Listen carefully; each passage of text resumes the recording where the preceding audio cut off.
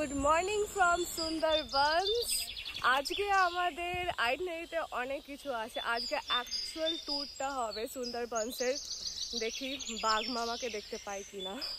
সকালবেলা আমাদের সুন্দরবনের হোটেল মানে বাদাবন কটেজের পরিবেশটা একটু বেশি সুন্দর লাগছে। চারিদিকে নানা ফুল ফুটে রয়েছে।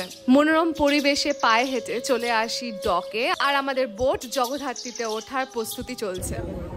আমরা এখন বোটে বসে আছি। আজকে কিন্তু হালকা আকাশে মেঘ দেখতে পাচ্ছি। দেখা যাক বৃষ্টি হয় কিনা। বৃষ্টি হলে তো দারুণ মজা হবে।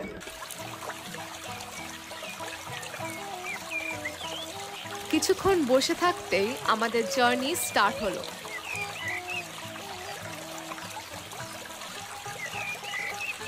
আজকে আমাদের বেশ কিছু স্পটস ঘোরানো হবে এবং তার জন্য আমাদের সাথে গাইড থাকবে। কোথায় কোথায় যাব, কি কি দেখানো হবে সেই সবই এখন বোঝাচ্ছে।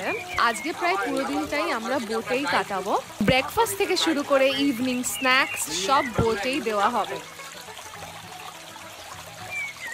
তো আমরা চলে এসেছি আমাদের আজকের প্রথম tourist spot Sajnekhali wildlife স্যাংচুয়ারিতে।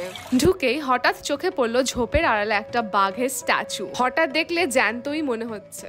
Meanwhile এখানে ঢুকে আমরা দেখতে পেলাম কচ্ছপ আর একটা গোসাপ মাটি খুঁজছে।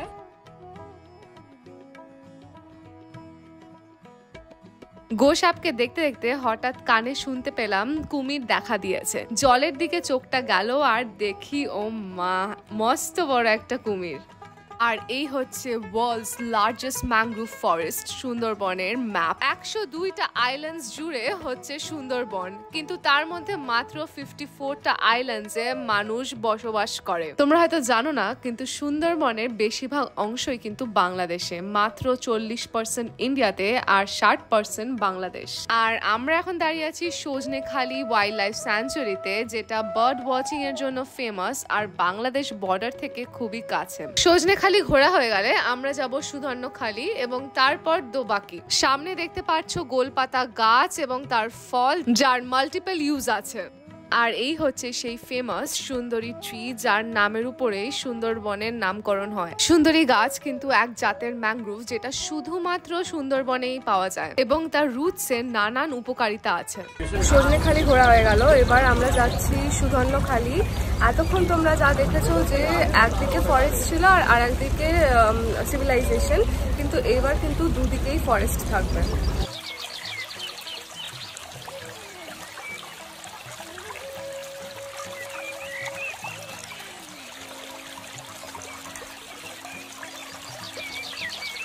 কিছু দূর এগোতেই চলে আসলো আমাদের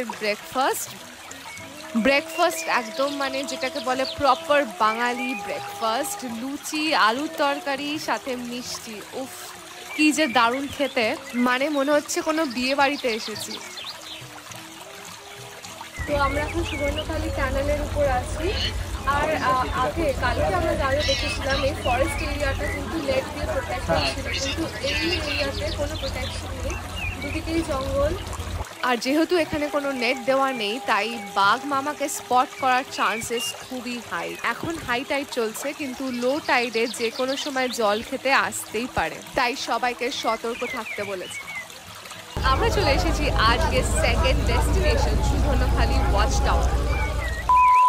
হাই টাইডের কারণে বোট পার্ক করতে অসুবিধা হচ্ছিল, দুটো বোট ধাক্কাধাক্কি খাচ্ছিল, তাই আমাদের সুধর্ণখালি ওয়াচ টাওয়ারে আর নামা হলো না। আমরা এখন এগিয়ে যাচ্ছি দোবাকির দিকে।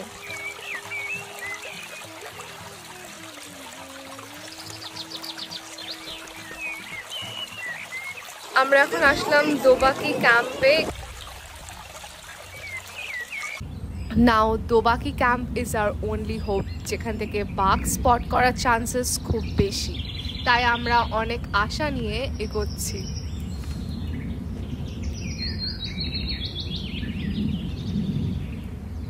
হঠাৎই এক জায়গায় লোকের ভিড় দেখে আমরা বাঘ ভেবে এগিয়ে গেলাম, কিন্তু গিয়ে দেখি গাছের তলায় বসে আছে একটি হরিণ।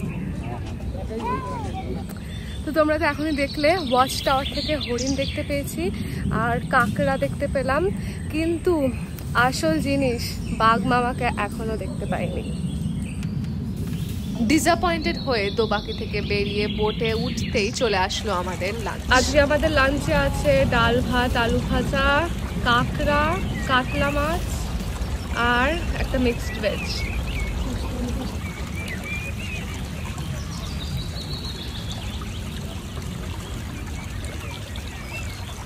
कैनल का नाम है बनगिरी भरानी। यहाँ से देखिए कैनल हम लोग और भी पास से देख सकते हैं। जैसे बोट मतलब बहुत ऊंचा होने के कारण हम लोग जंगल और जंगल ऐसे लग रहा है कि जंगल का ऊपर का पोर्शन हम लोग को दिख रहा है। बट हम लोग जब लो टाइड में आएंगे तो वाटर लेवल और भी डाउन हो जाएगा। तो हम लोग को क्या होगा, যত ছোট ক্যানেলসে ঢুকছি ততই জঙ্গলটা আরো কাছে চলে আসছে। আর মনের ভেতরে হালকা ভয় এবং এক্সাইটমেন্ট দুটোই আছে। মনে হচ্ছে হঠাৎ করে যদি বাঘ চলে আসে।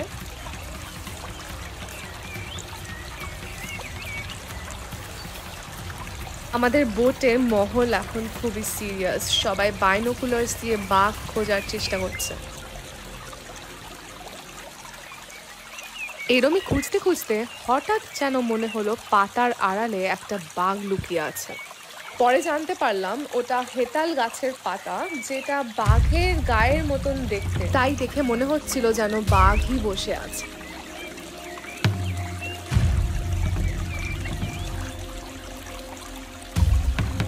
इसका नाम है विद्या रिवर और हम लोग जिस रिवर से निकल के आए ये है गाजी वैली। और सामने देखिए पूरा व्हाइट ही दिख रहा होगा, कोई भी किनारा नहीं दिख रहा होगा, वो है मातला रिवर। मातला हम क्रॉस करेंगे तो बे ऑफ बंगाल आएगा। मातला से राइट साइड में आएगा हेड़बाना और लेफ्ट साइड में आएगा नौबत। यही है टाइम रिवर।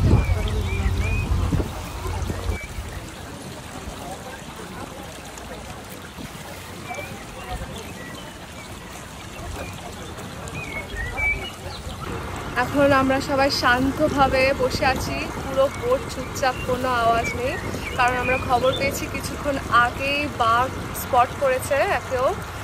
তো দেখতে পাই কিনা। সবাই শান্তভাবে এখন বসে আছি, আশেপাশে আরও অনেক বোটসরাও আছে।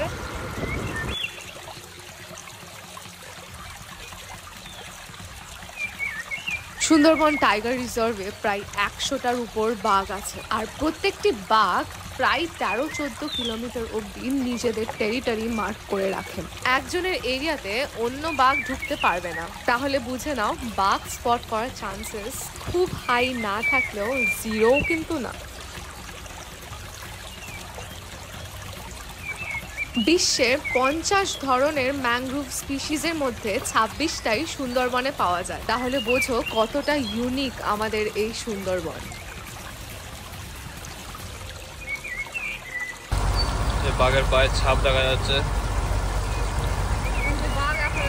তবে বাঘের পায়ের ছাপ দেখাতে সবার মনে যেন একটা আশার আলো জাগলো। And search for the tiger is still on.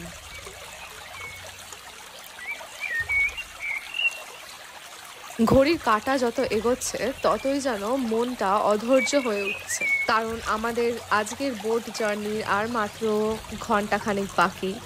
এখনো আমরা বাঘ স্পট করতে পারিনি। বাঘ না দেখতে পেলেও নানান ধরনের পাখি কিন্তু চোখে পড়ছে, তাই মনকে সান্ত্বনা দিচ্ছি যে কিছু তো দেখতে পেলাম। জনটি এখন টাইগার সার্চে বেরিয়েছে।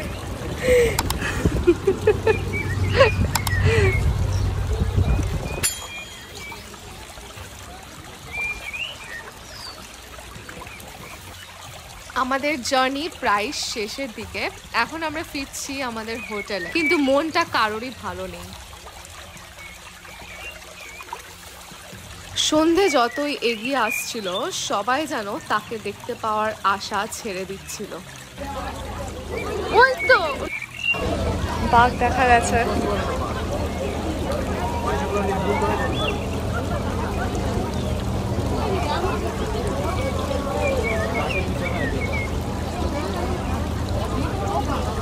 আমারও বাঘই লাগলো, পুরো ইয়েলো ছিল না।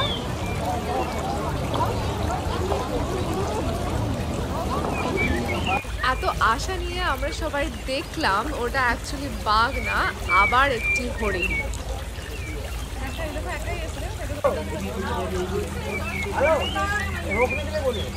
অনেক আশা নিয়ে এসেছিলাম বাঘ দেখবো বলে, কিন্তু বাঘ আর দেখা দিল না। তো আজকে আমাদের ফরেস্টের যে সাফারিটা ছিল ওটা প্রায় শেষের দিকে। এখন আমরা যাচ্ছি হোটেলে।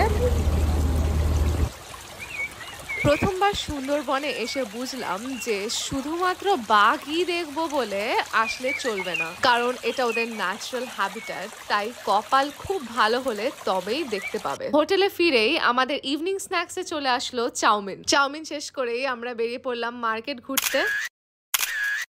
ডিনারে আজকে দারুণ মেনু, ভাত, রুটি আছে, মিক্স ভেজ আর মাটন।